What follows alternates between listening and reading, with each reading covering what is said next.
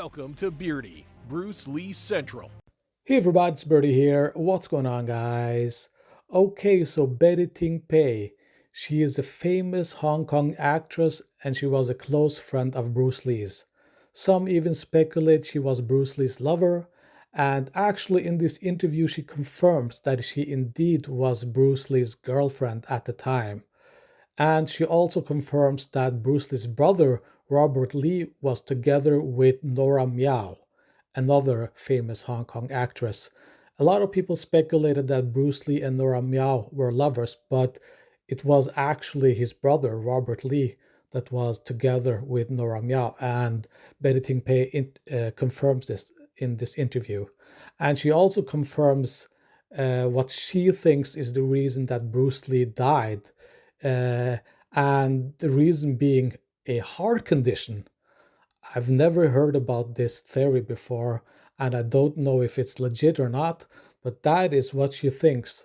She thinks that Bruce Lee had a heart condition, and that this heart condition somehow was kept a secret from everyone. So, well, here's the interview. Take a look. 那怎么样都要把我跟李小龙这一段这个我们两个人的缘分，对，为什么呢？因为这些不是三言两语可以说的，对不对？还有人家对你的误解，你不是说很普通的误解。最不舒服的就是，譬如说事情发生了，我才26岁，然后我自己已经就给吓得已经不知道怎么办了，那我也没有任何一个人帮我，我根本也没有做主权嘛。他家人觉得我跟他是朋友，当然觉得不是这么好，或者也不知道怎么办嘛。就是说他家人说，不要说从你家送出来的，他先表示他很喜欢我嘛。那你想想看，我怎么可能会不喜欢他呢？而且他是很特别的，你介意我问一个可能大家会很好奇的一个问题吗？很多影迷，苗可秀是他的女朋友吗？在那个不是，苗可秀是他弟弟的女朋友。他的弟弟是叫 Robert Lee，是苗可秀是 Robert 的女朋友。化妆又很清秀，我不懂他为什么。我现在想，后来我女儿说。那我觉得你比较好啊，他为什么要喜欢苗可秀？当然喜欢你了，我女儿这么说。但我心里是在想，我好像因为我小的时候，人家都觉得我是飞女嘛。哦，飞女就是说那样不太好的女孩是吧？就是比较大胆，飞女嘛，对不对？有个飞字嘛，都是比较在反复的想，你就比如她身体不好，她那天吃了什么东西，或者突然发生了什么病。我觉得这个应该，我觉得在我来说到现在，肯定我觉得是非常自然的。他还有昏倒一次都没有人跟我讲，他太太知道，周文怀知道，但是没有人跟我说，这不可能是不自然。但我觉得不可能，一个那么年轻的人，如果不是突然发生一些什么疾病的话，他怎么可能突然一下？那不是就是那问题吗？对不对？心脏停止嘛。我觉得他从小的身体不是这么好，因为他的小名叫小凤。What really happened? Okay, so that day, Bruce and Raymond Chow had an agreement. They were going to meet up with Betty Ting Pei in her apartment and they were going to discuss a new upcoming movie. So Raymond Chow went and picked up Bruce Lee at his at his house, and they were going to drive over to Betty Ting Pei's apartment. And Raymond Chow already noticed that Bruce Lee wasn't looking too well. Look at this picture. This is just a few days before Bruce Lee passed away. I mean, just look at this picture. This is so unusual for Bruce. Bruce always looked like $1 million. And this guy, I mean, it's unrecognizable. It's not like seeing Bruce Lee at all. He looks half dead already. Look at him. This is a guy that's in serious trouble.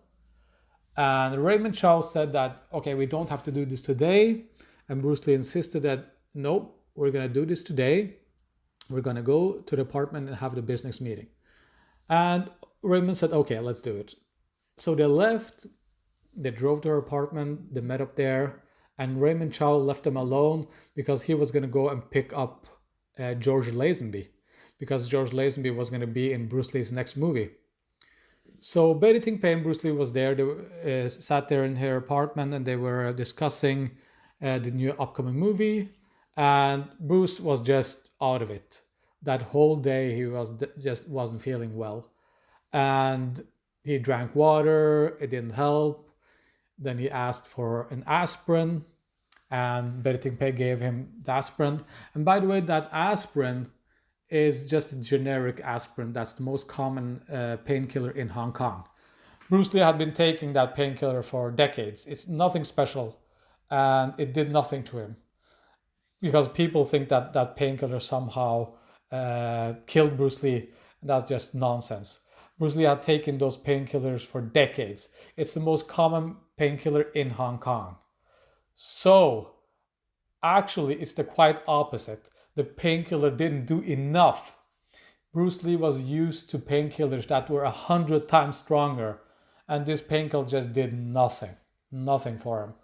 So, if he had had his own painkillers with him, he might have reduced the swelling in his brain when he was at her apartment.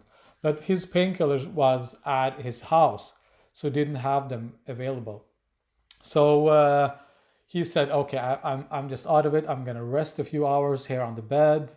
And he drank the painkiller, he went to rest, and he basically never woke up. And after half an hour, Betty Ting Pei was like, what's going on here? He's not responding at all. She went to check on him. He didn't respond at all. He was just out cold. And she got concerned. So she called Raymond Chow. And Raymond Chow came to the apartment and said that he tried to wake up Bruce. Bruce didn't respond. So Raymond Chow called his personal doctor to come and take a look at Bruce. And he came and he wasn't able to wake Bruce. And that's when they knew that we are in serious trouble now. So they called the ambulance. The ambulance came really quick. They picked him up. They drove him to the hospital, the nearest hospital. And they tried everything to save him. But the swelling had already gotten so serious that they couldn't reduce it. It was just too little too late. And this was not a surprise for the people that were around Bruce Lee, because take a look at him. He just looked completely worn out. He was just half dead. Plus the fact that he already had collapsed. He already was in the hospital just a few weeks earlier.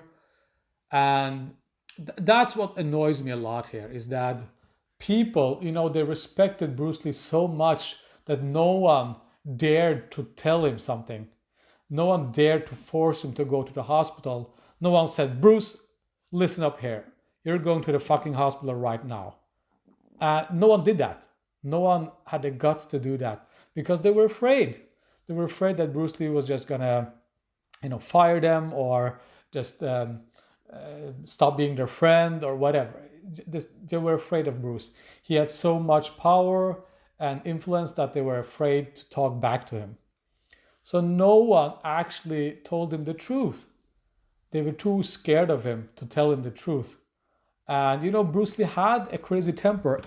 The people that knew him knew that Bruce Lee had a crazy temper. So if you told him that you have to go to the doctor, he might snap at you, and say that, no, I don't need a doctor, and just go on.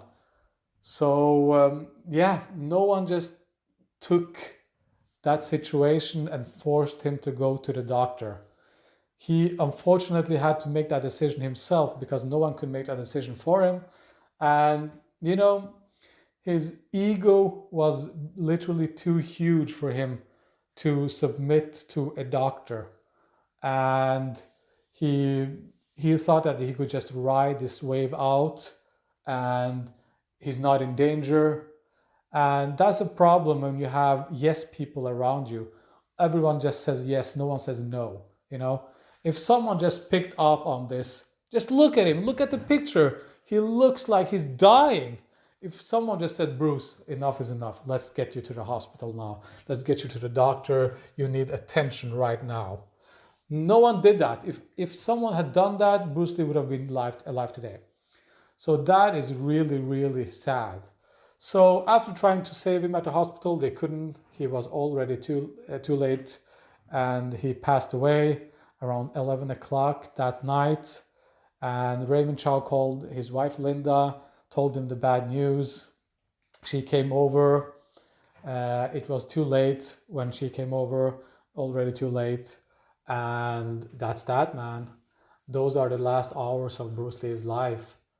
It's just really, really sad that it had to end that way. But you know, what are you gonna do? You can't blame anyone really. It's Bruce Lee's own choice. I've talked about this before. Everything he did was his own choice. No one controlled him. No one told him what to do. And you know, when you are someone like Bruce Lee, you are just up in the skies. You know, everything is going your way. And he had like the most amazing body in human history. You know, he thought he was invincible. But you know, the body can only take so much. Even Bruce Lee's body. A normal person would have died 10 years earlier, you know, from all that exercise and all that wear and tear. Bruce Lee managed to hold on for another 10 years with that insane regiment. And I mean, just, yeah, it's crazy what he pulled off. So, but you know, eventually his body just said enough is enough. And unfortunately, he wasn't at his own home when this happened. He was a ticking time bomb. That's the thing. It's just a matter of luck at this point.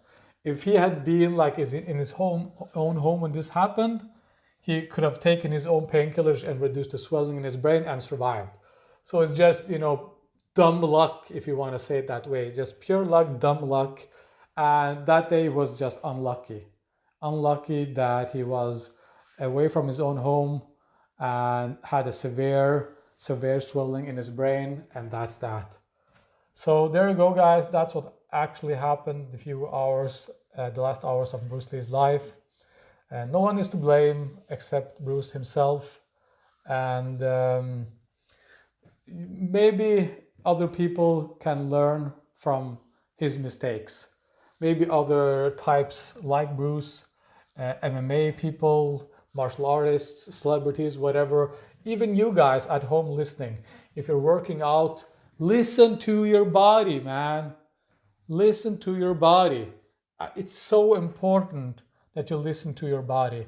If your body is hurting somewhere, it's your back, it's your knee, it's your head, it's your neck, don't just mask it with painkillers. Your body is trying to tell you something. Something is wrong. That's why the pain is there. Evolution sorted that out. There's a reason that nerves can conduct pain, because they're trying to tell you something. Something is wrong here. Fix it. Don't just mask it, fix it. Bruce Lee just masked it. He didn't fix it. He masked it with painkillers. That was a huge mistake. Fix the root cause of your pain, okay?